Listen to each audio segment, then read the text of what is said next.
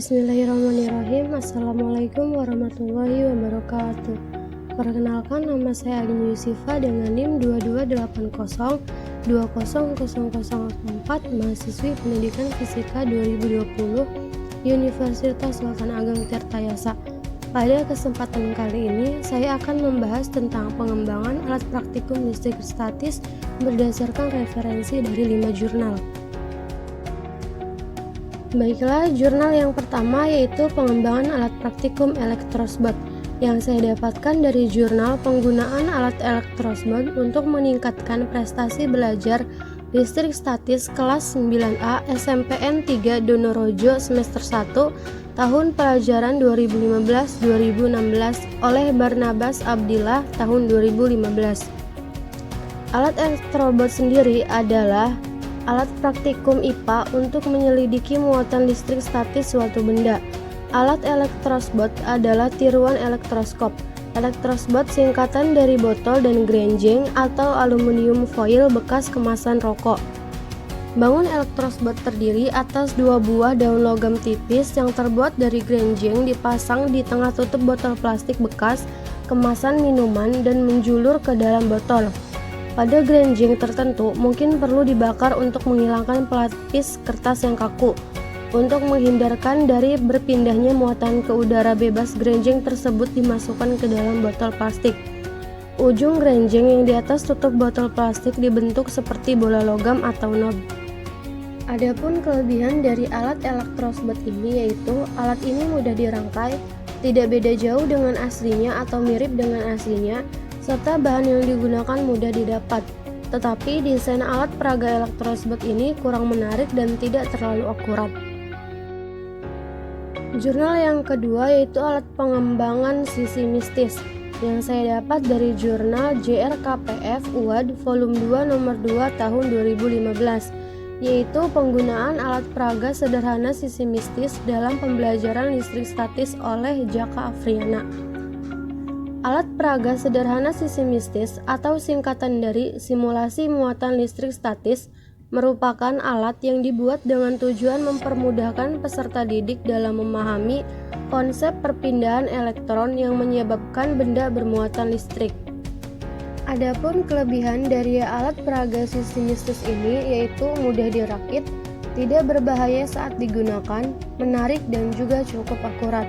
Tetapi masih jarang yang menggunakan alat peraga sisi mistis ini.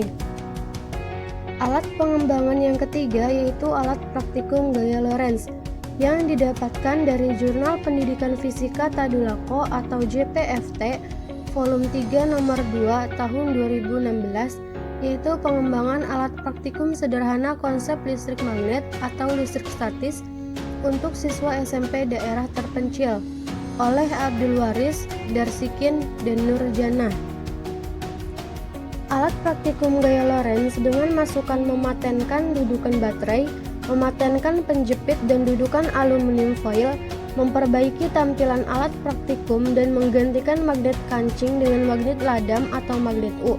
Tetapi karena magnet ladam atau magnet U tidak diperoleh, sehingga alat praktikum gaya Lorentz masih menggunakan magnet kancing. Adapun kelebihan dari alat praktikum gaya Lorentz ini yaitu yang pertama, bahan yang digunakan mudah diperoleh, alat mudah dirakit atau dirangkai, serta cukup akurat. Tetapi ada kekurangan dari alat gaya Lorentz ini yaitu tampilannya sedikit kurang menarik. Alat pengembangan keempat yaitu paper photocopier yang didapat dari jurnal Paper Photocopier, model mesin fotokopi sebagai media pembelajaran sederhana materi listrik statis bagi siswa sekolah dasar oleh Ayu Rahayu tahun 2019.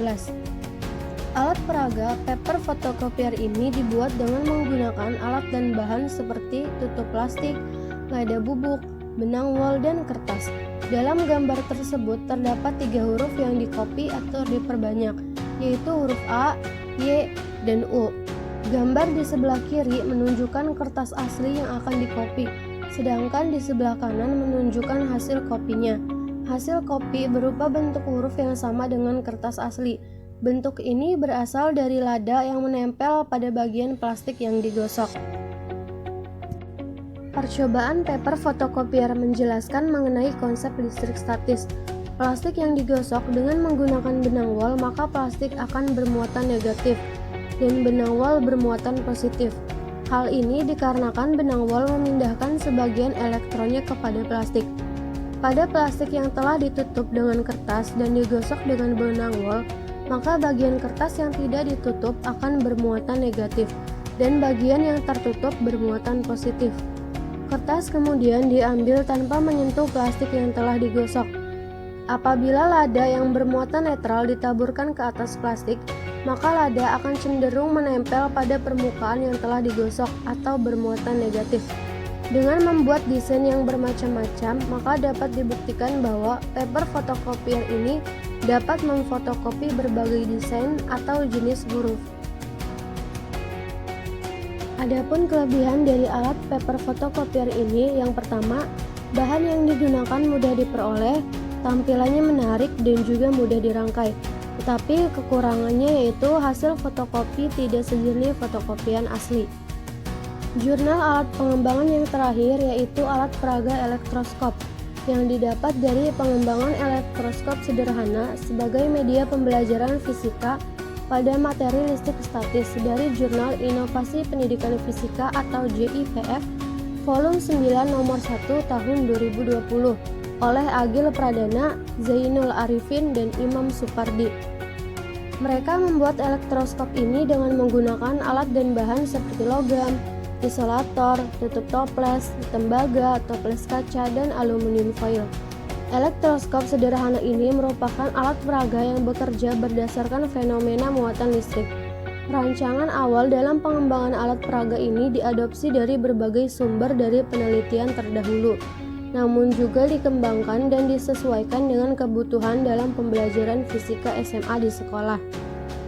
Adapun kelebihan dari alat peraga elektroskop sederhana ini yaitu yang pertama, bahan yang digunakan mudah diperoleh serta mudah dirakit, tetapi sedikit kekurangannya yaitu tampilannya kurang menarik dan kurang akurat.